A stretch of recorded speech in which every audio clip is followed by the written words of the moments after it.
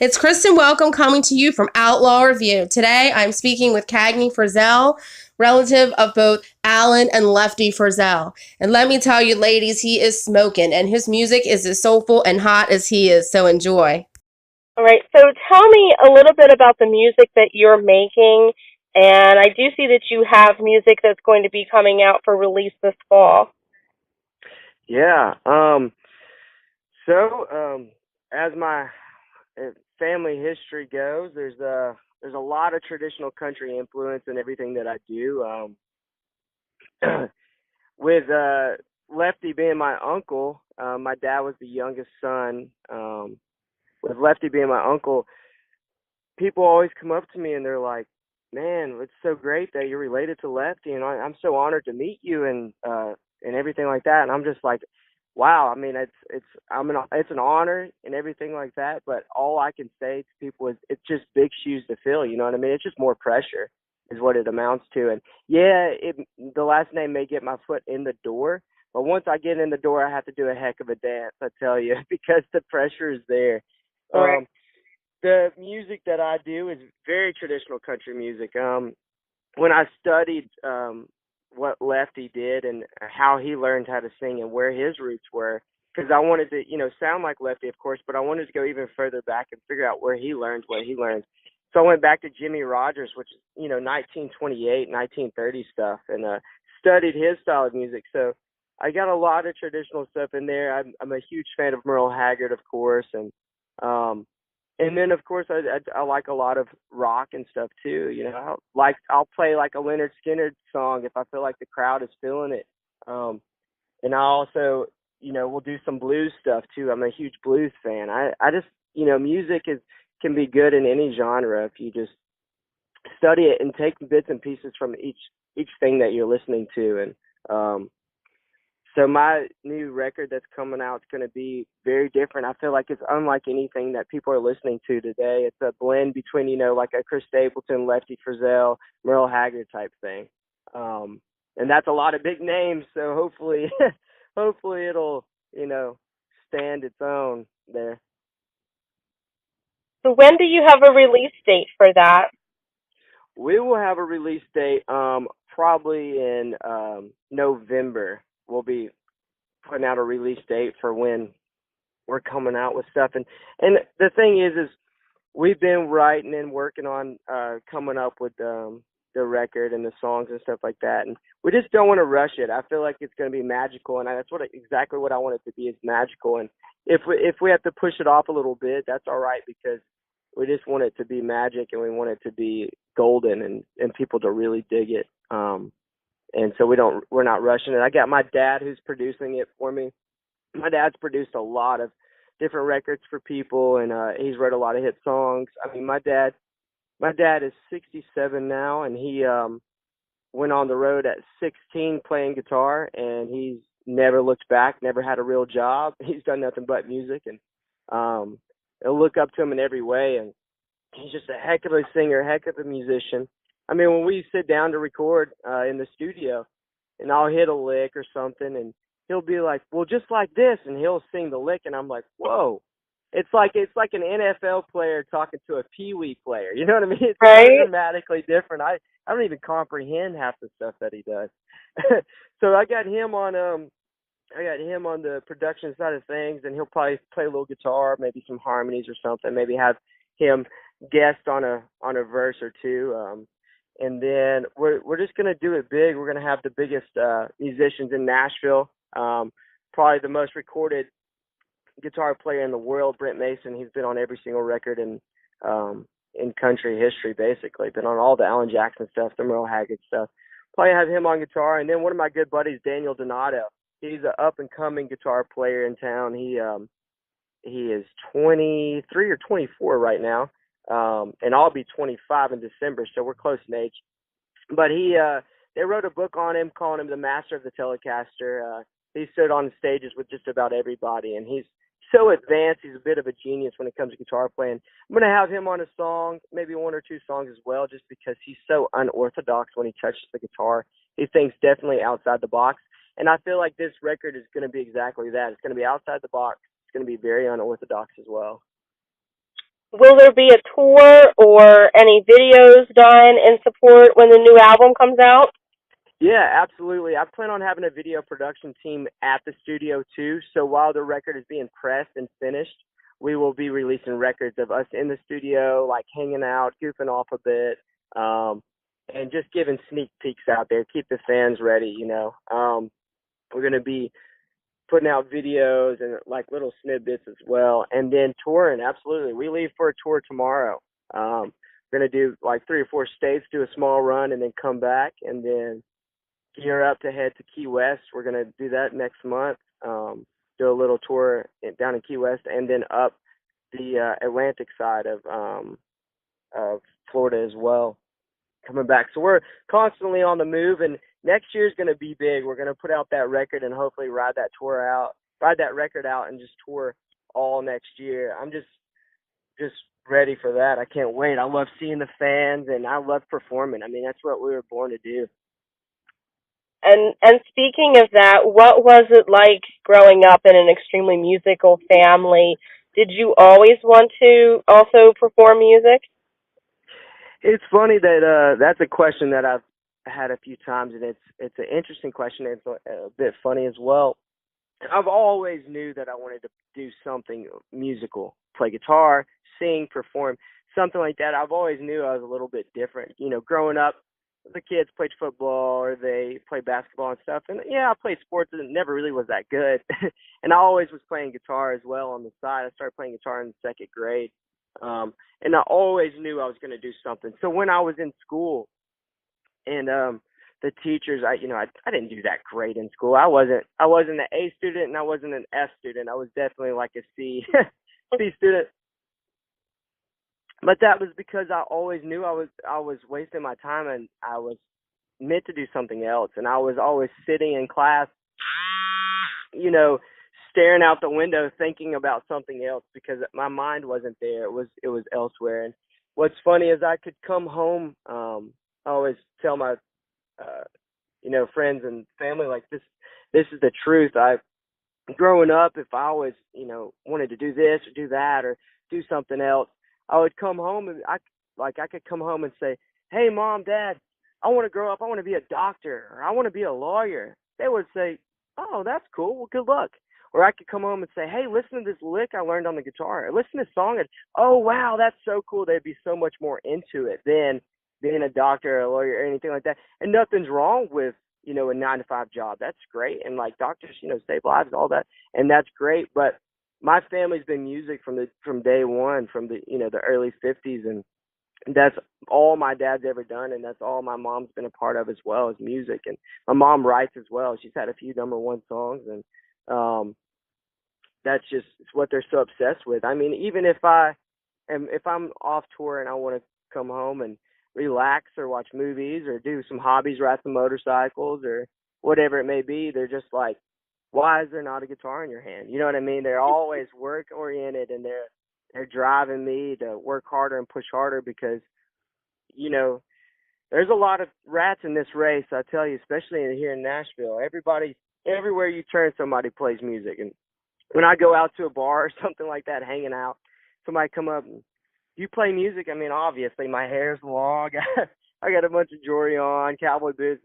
"Do you play music?" "No, I play golf," because I want to be different so bad that because there's so many musicians in town, I'm like, oh, I just want to play golf or something different just to be weird. Right? Yeah. How old were you when you first started performing music?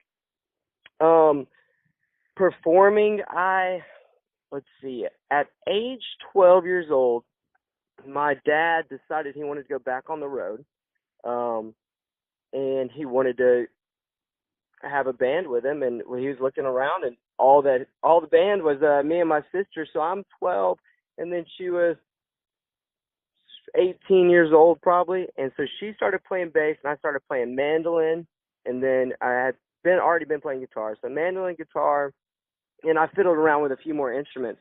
And so every day when I would get off school at 3 o'clock, I would go home and we would start rehearsals. And I couldn't do anything. I couldn't play, do homework, nothing. So rehearsals were done for 2 hours. And then when I finished rehearsals, then I could go outside and play. The music And even came for homework. yeah, exactly. And it sounds like abusive or like they ran such a tight ship, but I'm so thankful because by the time I was 15 years old, I'm looking at the Grand Canyon, and seeing Monterey Beach, California, and going to Las Vegas at 15, 16 years old. And while my friends are sitting at home in the same one-horse town, not doing anything, I'm out here touring and seeing the United States and going to Mexico and doing all these crazy stuff. And music can take you to wildest places, and so I'm so thankful for all that stuff that they made me do back then. And we were playing shows for 5 people and then 14,000 people. I'm 16, 17 years old at this point, walking out to a crowd of 14,000 people, not even knowing what was really going on. I'm just like, yeah, we're gonna play a show, here we go. And I never got nervous because this is just what we did. And we would just come out and play the show, and that was it. And people said thank you, and I signed autographs. But I was a kid. I just wanted to skateboard and like run around, talk to girls. So it was just always music all the time, and there was just never any like just difference or being like just like what they call like just a normal boring family. Not really. I mean, my dad, has been playing for years and years and years, and I mean, it was like a Friday night or something. We would, go out to, the Ryman or the Opry, and then we're just hanging out with, George Jones or whoever it is. I mean, at 2 years old, George Jones carried me on stage with him holding the microphone and singing, and I'm just in his arms. I mean, Oh, that just was my life, my whole life, and that's all I knew. And then when people talk about being starstruck and stuff, I'm like, I don't understand. That's just, one of my dad's buddies, and but it is very neat, and I'm very, very thankful for it as well. most definitely. So talk about some of your musical influences besides your family members. Let's see. One of my biggest influences is Jimmy Rogers, and we had talked about that earlier a little bit. And Jimmy Rogers was the biggest, one of the biggest vocal country influences of history. He influenced Merle Haggard, George Jones. He influenced Lefty as well. This is like 1920s, 1930s stuff. So you can imagine me rolling around Nashville and with the windows down, cranking up 1920s music. Like, it's just so funny for people to look at me and be like, what is he listening to? But that's what I like. It's just different. It's very different. It's nothing like you'll hear anything on the radio. And I really like it. The songwriting was genius, and vocally he was amazing as well. So that's one of my biggest influences. Merle Haggard. I love Merle Haggard vocally. I mean, his biggest influence of all time was Lefty as well. So Merle Haggard, every songwriting. I mean, he was a poet. He was amazing. One of the best singers of all time, and I love his music too. He did. Not only could he write, and not only was he a heck of a singer, but he had a sound. You turn on the radio or something, and a Merle Haggard song comes on.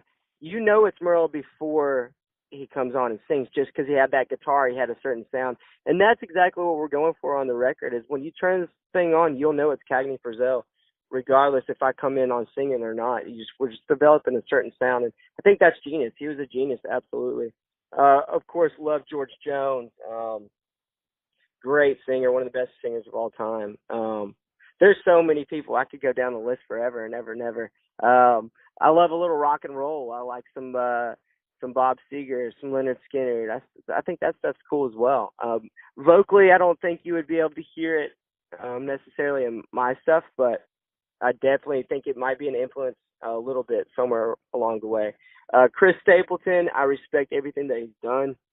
I appreciate it as well, just because I feel like he's opening the eyes to people for them to think, oh wow, there's something else out here than just this pop country, bro country stuff. And he's a heck of a vocalist and a heck of a songwriter as well. Most definitely. And when I talk to a lot of traditional country artists, I usually like to get their opinion on what's going on in Nashville right now and the pop country and, kind of where they think country music is going. That's an interesting question. I I've been coached on how I should react to that question. Needless to say, I think that what they should do today in country music is separate the genres entirely. I think that it's not fair for the traditionalists or the Americana people. I don't think it's fair at all. I think they should have a pop country, bro country genre, and then a traditional country genre as well. Because there's so many talented people out there. I've got buddies, Jason James Band from Texas. I mean, he's one of the best singers I know. He's one of my good friends as well. He's killer. He's so good. But I feel like, I mean, it's hard to break into the country music field just because the pop country and the bro country stuff is so big right now. And you got people, just your average Joe, they turn on the radio and they hear a catchy tune and it's bro country or pop country. It's just catchy and they just like the beat of it. They don't know a whole lot about music, but it's all about what the Music Row is pumping into the radio, and they're pumping money into it as well. And they're just putting these songs into these people's heads and they think it's good music, but they don't know. But I think if you sit down and you listen to certain songs, you can take a little bit from it. Maybe the writing is clever, or maybe some of the music is clever as well. Is it something I listen to on a daily basis? Absolutely not. I pretty much don't listen to anything after 1985. I'm careful for what I listen to. I feel like it's damaging to my creativity as well. There's a lot of good music out there to listen to. There's, some rock that I really dig too. I could listen to rock a lot. If I listen to rock every day, all day, by the end of the week, my vocal would change. It would be sounding more rock. I need to be careful what I listen to, and I have a certain path that I'm going towards, and make sure that I accomplish that. Definitely. Well, to your point of separating music, I think when you go online to independent music stations, or you even go to like a satellite radio, you do have those distinctions where you have like the old school country, or you have Yeah. like outlaw stations. But why do you think it is that when you turn on just like your FM stations, why is it that it's been pushed so much for pop country and the traditional has somewhat been overlooked in the last decade? Um, let's see. I know that the guys on Music Row and stuff, they're just making a lot of money, and they just want to keep making money. And I feel like the pop country thing came on the scene, and they started making them a lot of money. And nobody traditionally has really came along that blew their socks off enough. You know what I mean? And they're just sticking to what's making them money. And honestly, if you look on Facebook or you talk to anyone on Music Row, the real head honchos and stuff, they hate it. They don't really like this pop country stuff. They don't really like it. But that's what they're just brainwashing folks out here. That's what they keep continuing to play on the Beer and radio. big trucks sell albums. What'd you say? I said beer and big trucks sell albums. Yeah, I guess so. But I'm hoping that we come on the scene here in the next year or two and we shake things up. I feel like you got Chris Stapleton, you have Brent Cobb, you've got Sergio Simpson, you have Tyler Childers. You got all these cats that have come on the scene, and they're more traditional, and they're breaking into it. I just picked up a Nashville scene yesterday, and Tyler Childers is on the front of the page, and he's not pop country, bro country at all. He's very bluegrass and traditional. I feel like it's turning over. It's barely turning, and the wheels are turning, and it's slow, but it's going to get there. And then it's going to be a big change. And I'm excited for it because I want to come on the scene and shake things up a bit and show them what traditional country is about. And when I play a show, I want someone to cry. I want to make them laugh. I want to make them happy and give them energy. I want all that. You listen to some of the stuff on the radio right now, it doesn't do any of that, I'll tell you. But, yeah, I feel like the wheels are definitely turning, and I'm excited to see what happens. I would love to come on the scene and teach people about different music. Good music. Most definitely, and certainly we'll be looking forward for your album release and to see any shows that you might be playing in the area. Absolutely. I can't wait. I'll hopefully come up towards your area.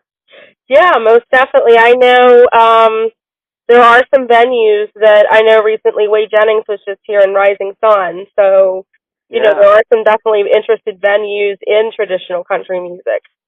yeah, that'd be a blast. I love it. I love performing, and it's so much fun. I love seeing the people, meeting people, and we just like to have a blast. We just want to spread the word and touch people's hearts as well, and come in there and inspire them and change their mindset a little bit in one night. You know what I mean? Absolutely. So is there anything else that you've been working on or anything else that's coming up for you in the next couple months that I haven't touched on? Well, yeah, actually, I my first passion, of course, is music. I love motorcycles as well. That's up there. But one of my second passions is fashion. I'm a huge fashion person and a creative mind. Everything that I do, as far as music or fashion or anything, is very, very creative. And I feel like creativity-wise, when it comes to fashion or things like that, I'm on a different level than some of these folks. And I don't want to sound egotistical, but I can take things to the next level. I make my own clothes. That's one thing that I do. I make my own clothes, and and my merchandise is going to be. We're coming out with some stuff soon. That's going to blow people's minds. I feel like I'm taking merchandise to the next level. I'm not selling just T-shirts. I'm going to be selling like leather jackets and hats, stuff like that. Taking it to the whole nother level. Another thing that I'm launching right now is a hat brand. I'm doing a custom beaver hats. Take 100% beaver hat and turn it into something that's a Western hat or something cool. And that's another thing that we're launching right now. I've been making custom hats when I'm off tour, even for me and the band, the guys that were on stage. And it's a lot of people in Nashville, musicians and stuff, that have been knocking on my door, trying to get me to make them a hat. But I'm very picky on who I make hats for, because I mean, these hats are 100% beaver. That's the highest quality hat you can buy. So on the market, they start at anywhere from 800, and then when I put my touches on it and everything like that, it's running $1,500 for a hat. You know what I mean?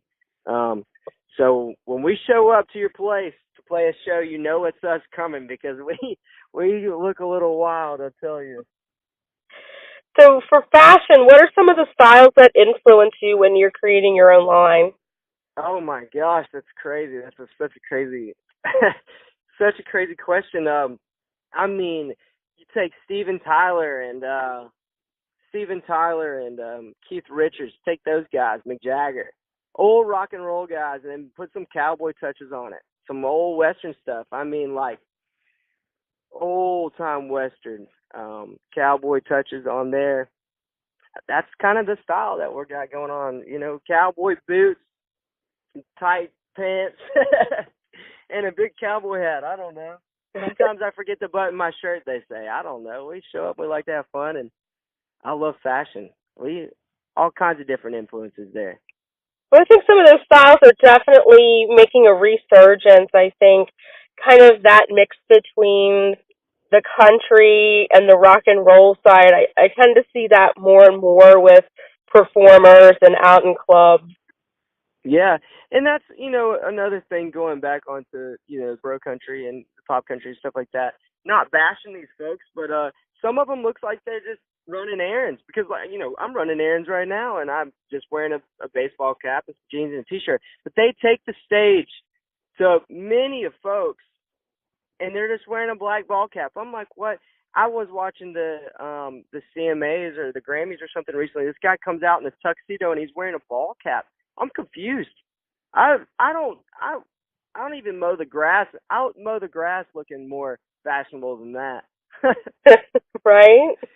But I feel like you should look good, and if you're a performer or an artist, you should look like one. When you walk in somewhere, they think, who's that? If they don't already know you. You know what I mean? And that's another thing that we're bringing to the table, and when we come to the scene, is fashion. I mean, my guys in my band look good. We all match. You know what I mean? They haven't done that for years. We all match. We've got matching jackets that say Nashville Cowboys on it. Because that's the name of my band, is Cagney Frizzell and the Nashville Cowboys. And when you see us coming, it's us. That's for sure. Yeah, I did see the promo video. Those are very nice looking cuts. Well, thanks. I appreciate it. Yeah, that's we got that customly done. I designed that from nothing, and it was a long time coming. I'm excited to have that stuff. Yeah, I know. Coming from the rock and roll side, I can, think of certain bands that also have that, and that's recognized worldwide. Yeah, and that's another type thing, merchandise that I would like to sell is those jackets, black jackets, and the Nashville Cowboys on it, Nashville, Tennessee type thing. That could be merchandise. I just it'd be cool to be running around and see somebody wearing a jacket like that, thinking, hey, that's my band. You know what I mean? Right, and people absolutely will follow you and pick up on that. I can think of a band out of Texas, Texas Hippie Coalition, who does that quite well, and then also Black Label Society, who's a Yeah, nationally known heavy metal band. yeah, absolutely. Yeah, and I feel like nobody's doing that in the country music field these days.